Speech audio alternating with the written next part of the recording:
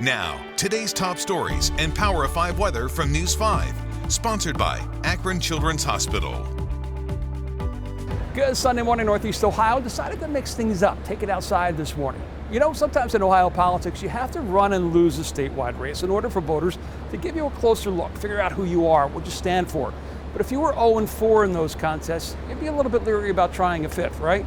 Well, such was the case in 2009 for casino gambling. Every previous attempt to legalize it in the state had failed at the ballot box and failed by a significant margin. And in 2009, Cavs owner Dan Gilbert and Penn National were able to convince Ohio voters that this was their time, this was Ohio's time. And as a result, 10 years ago last night, this place opened.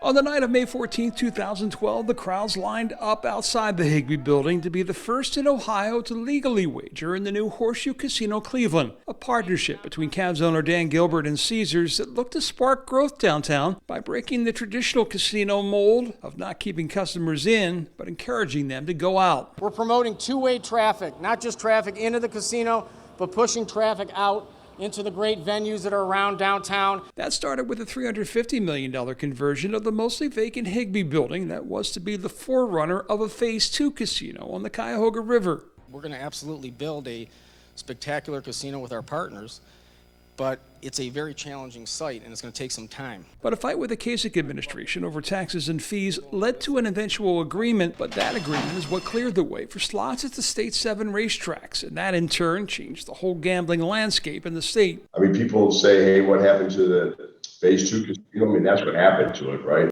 Matt Cullen is the chairman of Jack Entertainment. He has been the common thread, starting with Dan Gilbert in 2009. And when Gilbert sold his interest a few years back, Cullen and his partners at Jack Entertainment took over the management of the downtown casino and Thistledown. Looking back, the last decade has seen the Jack Casino generate close to $2.2 billion in revenue after all bets were paid, and more than $700 million in taxes, with Cleveland seeing at least $36 million of that. Cullen says the major number, though, in his view, is the 31 million visitors that has drawn not just to the casino, but to downtown Cleveland. Our whole philosophy was sort of an inside-out casino, to your point, right? I mean, use the casino, but use the restaurants around it and use the amenities around it and encourage people to go out. And so that's been the case from the beginning for us, and that hasn't changed. Evident by the new outdoor patio being added off Public Square. Looking down the road of the next 10 years, he said he's excited about the dimension sports betting will bring to the casino and the development in the pipeline, like the Sherwin-Williams project, to go along with Dan Gilbert's Bedrock's recently completed May building renovation. And now Bedrock's talking about a very significant development on that same riverfront property that we had talked about. I think a lot of the momentum that we had hoped for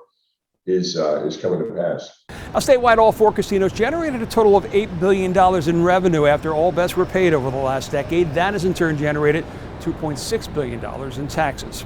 Well, there's no question that the gaming industry benefited by the money pumped into the economy during the pandemic by Washington, but that money is also now being blamed in part for record inflation. It was just announced this week that inflation was 8.3% in April over April of last year, but of course, if you're on any kind of a budget, you already knew that.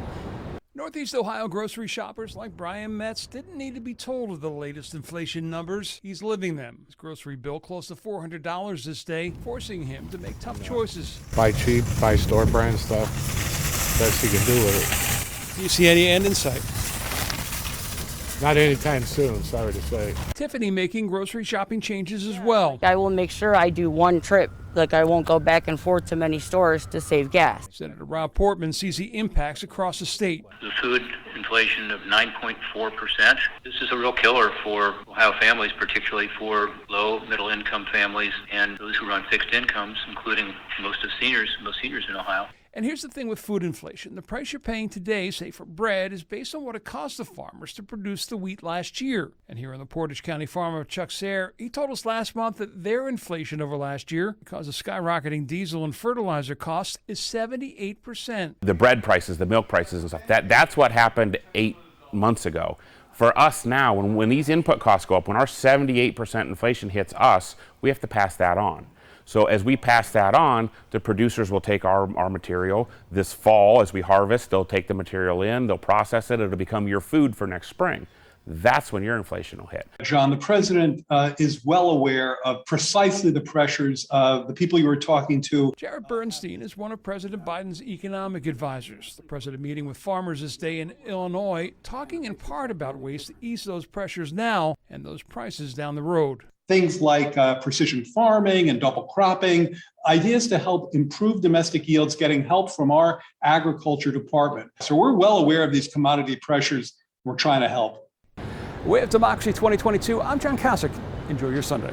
It's a quiet start to the morning, and temperatures are going to be warm again, upper 70s to the low 80s. Not too humid with a mixture of sun and clouds. Shower chance pretty small during the daytime hours, but we do have more rain and storms in the forecast. This cold front's moving toward us and going to increase our chance for rain tonight and into tomorrow. It starts to go up after 9 p.m. to our west, and then after midnight, a lot of us are going to be seeing some of that rain and thunderstorms, some of which could be strong or severe. Just like yesterday, we'll be monitoring for some heavy rain, brief gusty winds, small hail, and heavy rain that could lead to flooding. Following the morning rain, a couple afternoons and evening thunderstorms on Monday, but much cooler temperatures, and we warm back up by the end of the week.